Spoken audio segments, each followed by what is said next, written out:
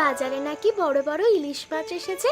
বিকেলে পুকুর পাড়ে রুবির দিদির সাথে দেখা হয়েছিল, তখনই বলল, ও বাবা, কাল তুমি সকালে একটা ইলিশ মাছ আনবে, আমি ইলিশ মাছ দিয়ে ভাত খাবো।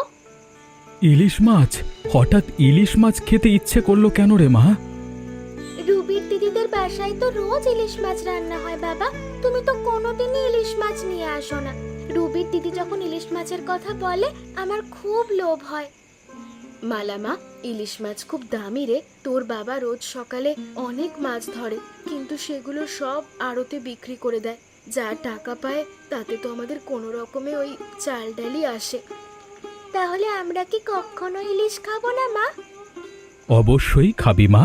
আমার মেয়ের জন্য আমি কালকে ইলিশ মাছ নিয়ে আসব। ইলিশ না নিয়ে আমি বাড়ি ফিরব না। তুমি ইলিশ মাছ কোথায় পাবে? মেয়েকে লোভ ধরিও না, শেষে ইলিশ মাছ আনতে না পারলে মেয়েটা কষ্ট পাবে। গরিব হয়েছি বলে কি মেয়েকে একটা ইলিশ মাছ খাওয়াতে পারবো না? এখন বলো, তোমার শরীর কি আগের চেয়ে ভালো আছে? ভালো আর কই, ঠিক মতো হাঁটাচলা করতে না পারলে কি আর ভালো থাকা বলে? দিন দিন যেন কেমন শ্বাসকষ্ট বেড়েই চলেছে। ওষুধ যা ছিল সব তো শেষ। টাকার অভাবে ঠিকমতো তোমাকে ওষুধও কিনে খাওয়াতে পারি না। যা আয় করো তা তো সব আমার ওষুধ কিনতেই শেষ হয়ে যায়। তুমি আর আমার জন্য ওষুধ কিনো না, সুস্থ যদি হয় এমনিই হব। বাবা, আমি ইলিশ মাছ খাবো না, আগে মা সুস্থ হোক তারপর খাবো। মালার মুখটা কেমন যেন শুকিয়ে গেল কালকে রাতে। ইলিশ মাছ খাওয়ার জন্য মেয়েটা আমার কাছে আবদার করেছিল। আমি এমন এক অহতভাগা পিতা, মেয়েকে একটা ইলিশ মাছ কিনে খাওয়াতে পারি না। আর গীতা কাস্তে কাস্তে তো হাঁপিয়ে উঠছিল। ওষুধ নেই, ঘরে চাল যা আছে দুদিনও চলবে না। আজকে যদি একটা ইলিশ নিয়ে যেতে পারতাম। একটা মাছই তো। চুরি করব ভাবছি, কিন্তু চুরি? আমি কি চোর হয়ে যাব? আড়তের ভেতরে বড় বড় ইলিশ মাছ বরফের উপর সাজানো আছে। চেতনের চোখ এড়িয়ে একটা মাঝারি সাইজের ইলিশ আমি চুরি করবই করব। এই মাছটা যদি নিয়ে যাই কেউ হয়তো খেয়ালই করবে না, কিন্তু যদি ধরা পড়ে যায় মালাকে সবাই চোরের মেয়ে বলবে।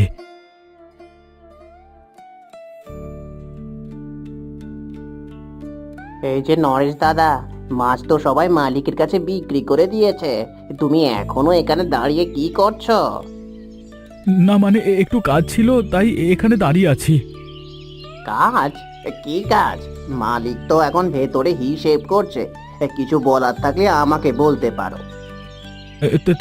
তেমন কোনো কাজ না, মানে আমার একটা নিজস্ব কাজ ছিল। তোমাদের বলবার মতো কিছু না। দাদা, তোমার মুখটা কেমন ফ্যাকাশে দেখাচ্ছে, কোনো সমস্যা নাকি? সমস্যা তো আছেই রে চেতন।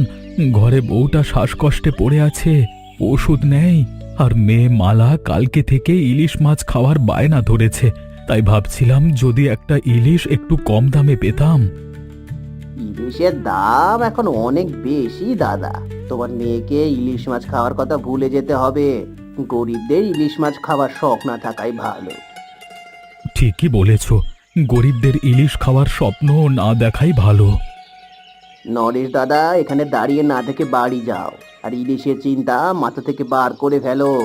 যাকগে, তোমার সাথে কথা বলে সময় নষ্ট করে লাভ নেই। আমি যাই, দেখি আজকে কে কি মাছ আনলো। আজকে আমি মাছ চুরি না করে বাড়ি যাব না। মালাকে কথা দিয়েছি, আজকে ইলিশ মাছ নিয়ে বাড়ি যাব।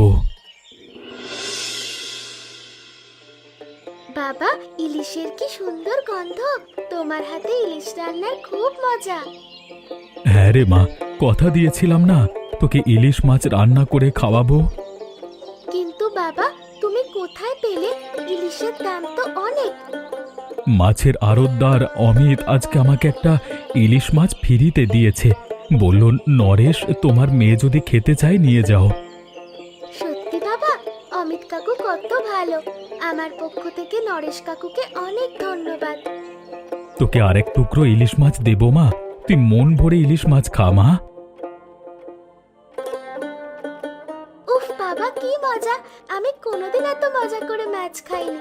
রুবি দিদি যতই বলুক, আমাদের বাড়ির ইলিশ সবচেয়ে ভালো। তাই নাকি? আমি তাহলে ভালোই রান্না করি বল। হ্যাঁ বাবা, তুমি তো সেরা রাঁধুনি?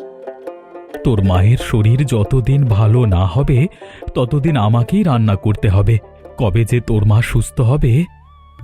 মালা মা, ধীরে খা, কাটা আছে কিন্তু, গলায় ফুটে গেলে বিপদ হতে পারে। আচ্ছা মা, বাবা তুমি খাচ্ছ না কেন? চুপচাপ বসে আছো আর ভাত মাখছো। আমি খাচ্ছি রে, তুই আগে খা। তোর মুখে হাসি দেখেই আমার পেট ভরে যাচ্ছে। না বাবা, তুমি না খেলে আমিও খাবো না। পাগলি মেয়ে আমার। ঠিক আছে, খাচ্ছি। বাবা, আমি কোনোদিন ভাবিনি আমরা ইলিশ খাবো। কাল রাতে আমি ঠিক করেছিলাম আমি আর কখনো বায়না করব না। মা অসুস্থ, তুমি কত কষ্ট করো। এমন করে বলিস না মা। তোর ইচ্ছে পূরণ করতে না পারলে যে আমি কষ্ট পেতাম। শোন মালা, তোর খাওয়া শেষ করে তোর মাকে খাইয়ে দিবি। তোর মা তো ঠিক মতো বসে খেতেও পারে না।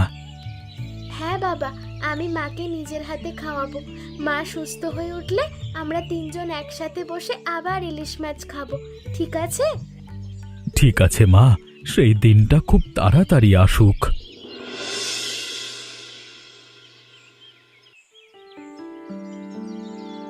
অমিতদা, একটা কথা ছিল। কি ব্যাপার চেতন? গম্ভীর মুখে এদিকে, কিছু হয়েছে নাকি? কয়েকদিন ধরে মাছের হিসেব মিলছে না দাদা। রোজ তুই একটা মাছ কমে যাচ্ছে। কমে যাচ্ছে মানে হিসেব ঠিক করে দেখেছো তো নাকি? দেখেছি দাদা, সকালে যতগুলো মাছ তুলি বিকেলে বিক্রির পর হিসাব করলে একটা দুটো কম পাওয়া যাচ্ছে, বিশেষ করে ইলিশ। ইলিশ? ইলিশ তো সবচেয়ে দামি মাছ, ভুল হওয়ার তো কথা না। তাই তো বলছি, প্রথমে ভেবেছিলাম গুনতে ভুল করছি, কিন্তু টানা 3 দিন একই ঘটনা, কেউ একজন চুরি করছে। আড়তের লোকেদের উপর সন্দেহ হচ্ছে, সবার উপর নজর রাখতে হবে তো। সবার উপর নজর রাখছি, কিন্তু হাতে নাতে কাউকে ধরতে পারিনি। তবে আমার মনে হয় বাইরের কেউ সুযোগ নিচ্ছে। বাইরের মানে জেলেরা? হতে পারে, কেউ মাছ আড়তে বিক্রি করে আবার ভেতরে ঢুকে পড়ছে, অথবা হিসাবের ফাঁকে একটা সরিয়ে নিচ্ছে। তুমি কাউকে সন্দেহ করছো? সন্দেহ তো হচ্ছে, কিন্তু প্রমাণ ছাড়া কিচ্ছু বলতে চাই না। সন্দেহের কথা না বললে কিভাবে ধরবো বলো তো? কয়েকদিন আগে নরেশ দাদাকে দেখেছিলাম আড়তের সামনে দাঁড়িয়ে থাকতে। মাছ তো আগেই বিক্রি হয়ে গিয়েছিল, আর তবুও অযথা ঘোরাঘুরি করছিল। নরেশ? ও তো চুপচাপ মানুষ, গরিব ঠিকই, কিন্তু খারাপ তো নয়। গরিব মানুষ সবসময় সৎ থাকে এমন তো না দাদা। ওর বউ অসুস্থ, মেয়েও নাকি ইলিশ খেতে চাইছিল, সেদিন আমাকে নিজেই বলেছিল। তাই নাকি? হ্যাঁ, আমি বলেছিলাম গরিবদের ইলিশ খাওয়ার শখ না থাকাই ভালো। তারপর থেকে দেখছি মাছ কমছে। তুমি কি ভাবছো নরেশ চুরি করছে? সরাসরি বলছি না, কিন্তু সন্দেহ হচ্ছে। দরকার হলে একদিন ওকে নজরে রাখবো। প্রমাণ ছাড়া কাউকে দোষ দিও না। নরেশ অনেক বছর ধরে এখানে মাছ বিক্রি করছে, কখনো ওর নামে খারাপ কিছু শুনিনি। আমি জানি দাদা, তবে আমার সন্দেহটা একেবারে উড়িয়ে দিতে পারছি না। চোরকে হাতে নাতে ধরতে পারলে কঠিন শাস্তি দেব। সে যাগ্গে, হাতে অনেক কাজ, কাজটা সেরে নি। আজকে শেষবার, আজকে যদি একটা মাছ নিতে পারি, গীতা একেবারে পুরোপুরি সুস্থ হয়ে উঠবে। গীতা পুরোপুরি সুস্থ হয়ে উঠলে আমাদের পরিবারে শান্তি ফিরে আসবে।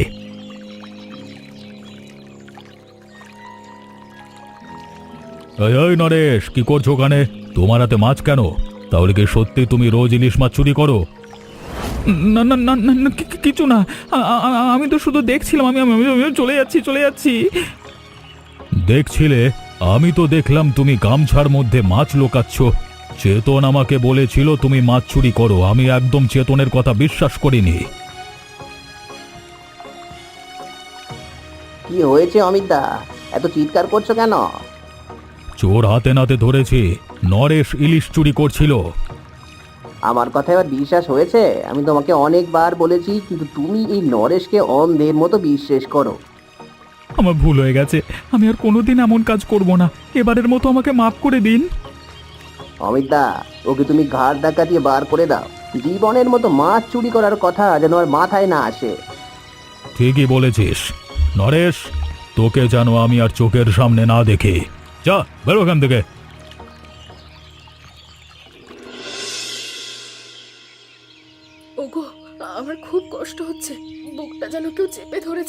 এত কষ্ট তোমার আগে কখনো হয়নি। আজকে মনে হচ্ছে আমি তোমাদেরকে ছেড়ে চলে যাব। মা, তুমি এমন করছো কেন? তুমি তো ভালো হয়ে যাচ্ছিলে, হঠাৎ তোমার কি হলো? বাবা বলছিল ইলিশ খেলে তুমি পুরো সুস্থ হয়ে যাবে। মালামা, কাঁদিস না, আমি ভালো আছি, শুধু শ্বাস নিতে কষ্ট হচ্ছে। তুই এমন করে কাঁদলে আমার আরো কষ্ট হবে। আমার দোষ, সব আমার দোষ। আমি যদি তোমাকে সময় মতো ভালো ডাক্তারের কাছে চিকিৎসার জন্য নিয়ে যেতাম তাহলে এমনটা হতো না। নিজের কাছে আমার খুব অপরাধী লাগছে। এমন কথা বলো না, তুমি অনেক করেছো। তুমি ঠিক মতো দেখাশোনা করেছো বলেই তো আমি এখনো বেঁচে আছি। বাবা, ডাক্তার ডাকবো? আমি দৌড়ে যাচ্ছি। মালামা, তোকে কোথাও যেতে হবে না। তুই তোর মায়ের পাশে বসে থাক, আমি ডাক্তার ডেকে নিয়ে আসি। তোমাদের কোথাও যাওয়া লাগবে না, তোমরা আমার পাশে বসো। ওগো, একটা কথা বলি, মালাকে মানুষ করো, ও যেন কষ্ট না পায়। গরিবের মেয়ে বলে ওর মাথা যেন নত না হয়। মা, তুমি কোথায় যাবে? তুমি তো বলেছিলে আমরা তিনজন একসাথে বসে ইলিশ মাছ খাবো। আমরা তোমাকে কোথাও যেতে দেব না। মা, মা, তুমি কথা বলছো না কেন? গীতা, গীতা, চোখ খোলো, আমি তোমাকে বড় ডাক্তারের কাছে নিয়ে যাব। গীতা! বাবা, মা কথা বলছে না কেন? মা কি ঘুমিয়ে পড়েছে? না মা, তোর মা আমাদেরকে ছেড়ে চলে গেল।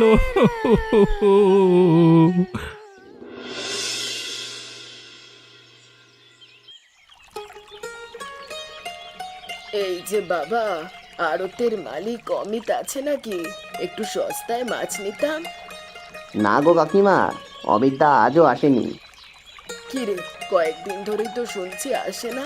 কি হয়েছে? গতকালও এসে ফিরে গেছিলাম। হঠাৎ অসুস্থ হয়ে পড়েছে, জ্বর আর দুর্বলতা, সাথে শ্বাসকষ্টও হচ্ছে। ডাক্তার নাকি বিশ্রাম নিতে বলেছে। ওমা, ছেলেটা অসুস্থ হলো কি করে? বেশ তো ভালোই ছিল। ভেবেছিলাম সস্তায় মাছ কিনবো, তা আর হলো না। হঠাৎ করে কি যে হলো, মাছের হিসেব নিকাশ একা একা সামলানো আমার জন্য খুবই কষ্টকর হচ্ছে। তা তুই এখানে দাঁড়িয়ে আছিস কেন? তোর তো এখন আড়তের ভিতরে থাকার কথা। মালিক আসে না বলে কি কাজকর্মে ফাঁকি দিচ্ছিস? কি যে বলো না তুমি, আমি ফাঁকি দিলে মাছের ব্যবসা চলবে? এই ব্যবসাটা তো আমি টিকিয়ে রাখছি। আড়তের মালিক যখন নেই, এখন দাঁড়িয়ে থেকে আর কি করব? যাই বাড়ির দিকে। কাকিমা, তুমি তো সব খবর রাখো, আমাকে একটা খবর দিতে পারবে? এই নরেশের কি খবর? ও তো আড়ালে আর মাছ বিক্রি করে না। হ্যাঁ রে, বেচারা নরেশ, তার বউ গীতা কদিন আগে তো মারা গেল। খুব কষ্টের মৃত্যু হলো রে। নরেশ মাছ ধরে বাজারে বিক্রি করে, কোনো কোনো দিন মাছ রান্না করে গ্রামের সবাইকে খেতেও দেয়। খুব ভালো রে ছেলেটা। নরেশ দা তো একটা চোর, ইলিশ মাছ চুরি করতে গিয়ে হাতে নাতে ধরা পড়েছে। চুরি করা তো খারাপ কাজ রে বাবা। সে যাকগে, আমি এবার যাই, কাল আবার আসবো।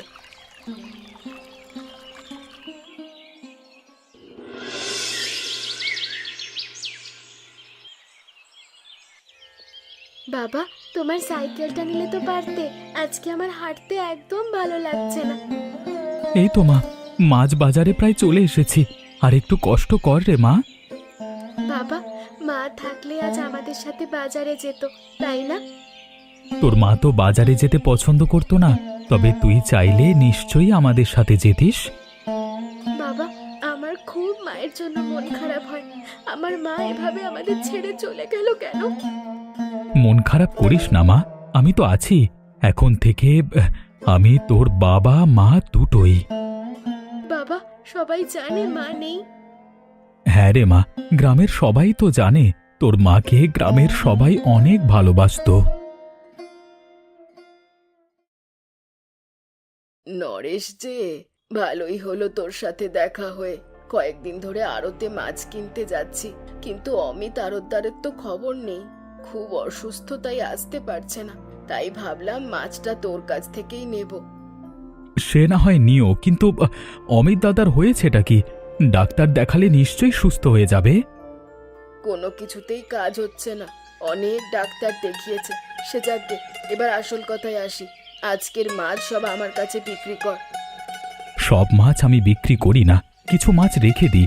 যে মাছগুলো থাকে সেগুলো রান্না করে আশেপাশের সবাইকে দিই। আশেপাশের অনেক গরিব মানুষ কোনো দিন মাছ খায়নি। আমি চেষ্টা করি তাদের রান্না করে মাছ খাওয়াতে। তোর মতো মানুষ হয় না, তুই অনেক মহান রে। ঠিক আছে, তুই মাছ রেখে বাকি মাছগুলো আমায় দে। যা দাম হয় আমি তোর বাড়িতে বিকেলে দিয়ে যাব। ঠিক আছে কাকিমা। আমার শরীর দিন দিন খারাপের দিকে যাচ্ছে। মনে হচ্ছে আমি আর সুস্থ হতে পারবো না। নরেশকে যেদিন আমার আড়ত থেকে অপমান করে তাড়িয়ে দিয়েছিলাম, সেদিনের পর থেকে আমি অসুস্থ হয়ে পড়েছি। চেতন আমার মনে নরেশের সাথে খারাপ ব্যবহার করবার জন্য আমি এমন অসুস্থ হয়ে পড়েছি। কি সব বলছো দাদা? নরেশ অপরাধ করেছিল বলে তুমি ওকে অপমান করেছিলে, এতে তোমার কোনো দোষ নেই। একটাই তো ইলিশ মাছ নিয়েছিল, তার জন্য ওকে আড়ত থেকে তাড়িয়ে দেওয়া উচিত হয়নি। চেতন, তুমি কালকে একবার নরেশকে আমার কাছে নিয়ে এসো। এটা কিন্তু ঠিক হচ্ছে না। একজন চোরকে ডেকে নিয়ে আসা ঠিক হবে না। ওকে মাথায় তোলা যাবে না। একবার প্রশ্রয় পেলে আবার চুরি করা শুরু করবে। নরেশ খারাপ ছেলে না। অনেক দিন ধরে ওর সাথে আমি কাজ করেছি। আগে কখনো ও চুরি করেনি। ওর মেয়ে খেতে চেয়েছিল বলে হয়তো রোজ দু একটা করে ইলিশ মাছ চুরি করত।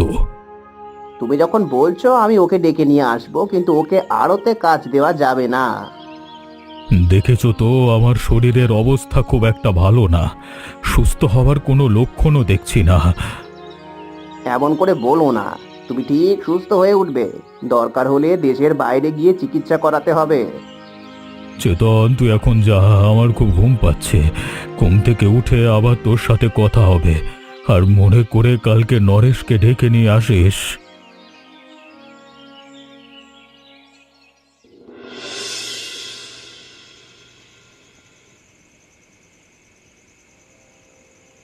তুমি এসেছো? কতদিন তোমাকে দেখিনি গো। জানো জানো মালা তোমার জন্য খুব কষ্ট পায়। যাও একবার মালার সাথে দেখা করে এসো। না গো, আমি মালাকে দেখা দিব না। সকালে উঠে মালা যখন আমাকে আর দেখতে পাবে না, তখন আরো বেশি কষ্ট পাবে। এর চেয়ে ভালো ওকে দেখা না দেওয়া। সকালে তুমি চলে যাবে কেন? আমাদেরকে ছেড়ে তুমি চলে যেও না। একবার যখন তুমি দেখা দিয়েছো, তোমাকে আর যেতে দেব না। এমন করে বলো না গো। তুমি যদি এইভাবে বলো আমি তো পরপারেও কষ্টে থাকবো। শোনো, আমি এসেছি তোমাকে একটা গুরুত্বপূর্ণ কথা বলতে। মাছের আড়তের মালিক অনেক অসুস্থ। তুমি ওনাকে ইলিশ মাছের ঝোল রান্না করে খাওয়ালে উনি সুস্থ হয়ে যাবে। তুমি যখন বলছো আমি ওনাকে ইলিশ মাছ রান্না করে খাওয়াবো। এবার আমি গেলাম। মালাকে কষ্ট দিও না। মালাকে মানুষ করো। গীতা, তুমি যেও না। তুমি আমাদের ছেড়ে চলে যেতে পারো না। হ্যাঁ গীতা, গীতা, তুমি আমাদেরকে ছেড়ে চলে গেলে কেন? ও বাবা, তুমি এত রাতে চিৎকার করছো কেন? তোমার কি হয়েছে? আমার কিছু হয়নি। আমি এতক্ষণ একটা ভয়ের স্বপ্ন দেখছিলাম, তাই চিৎকার করছিলাম। তোর ঘরে যা মা, রাত জাগিস না। বাবা, তোমার ভয় করছে না তো? ভয় করলে আমি তোমার সাথে থাকতে পারি। আমার কোনো ভয় করছে না মা, আমার জন্য চিন্তা করিস না।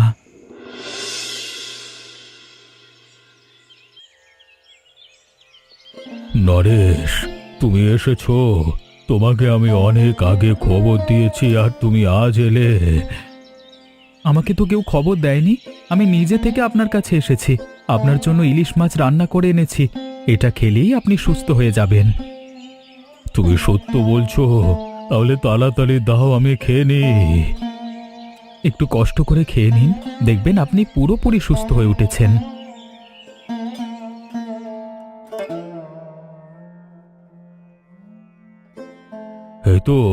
এই তো আমি ভালো হয়ে গেছি।